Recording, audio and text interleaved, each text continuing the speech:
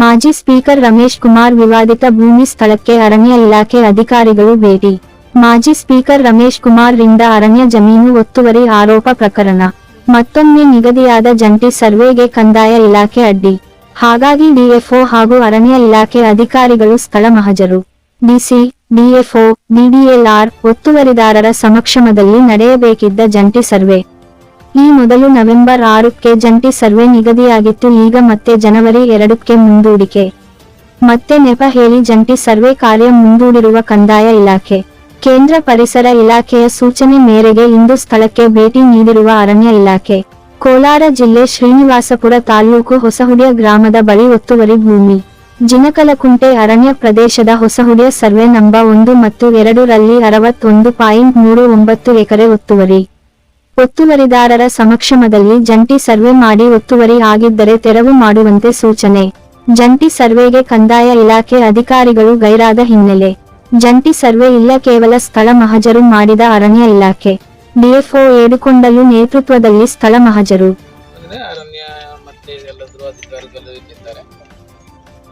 ಇದರಲ್ಲಿ ಇದೆಲ್ಲದನ್ನು ನಾವು ಎಷ್ಟು ಗಂಟೆಗೆ ನೀವು ರೀಚ್ ಆಗಿದ್ದೀವಿ? ಎಕ್ಸಾಕ್ಟ್ ಆಗಿ 11:45ಗೆ ನಾವು 10:45 we have reached the all the.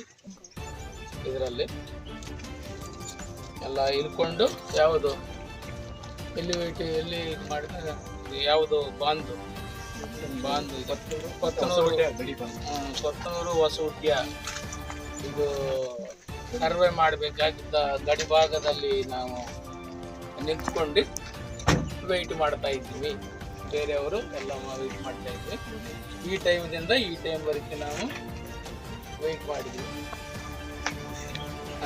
ಜಂಟಿ ಸರ್ವೆ ಕಾರ್ಯನಿರ್ವಹಿಸಲಿಕ್ಕೆ. ಮಿಕ್ಕಿದ್ದು ಇವರು ಬಂದಿದ್ರು, ಇವರು ಹಾಜರಾಗಿದ್ರು. ಮತ್ತೆ ನಾವು ಈ ಬಾಂಧುಗಳಿಗೆ ಕಡದಿಂದ ಜಂಟಿ ಸರ್ವೆ ಕಾರ್ಯವನ್ನು ಮಾಡಲಿಕ್ಕೆ ವೆಯ್ಟ್ ಮಾಡಿ ಪಿಟಿಷನರ್ ಅವರು ಬರ್ತಾರಂದ್ರೆ ಪಿಟಿಷನರ್ ಜೊತೆಗೆ ಜಾಯಿಂಟ್ ಸರ್ವೆ ಮುಗಿಸ್ಕೊಳ್ಳೋಣ.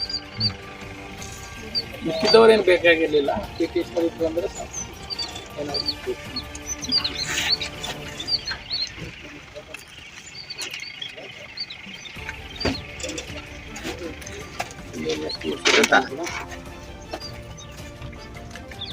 ಇದು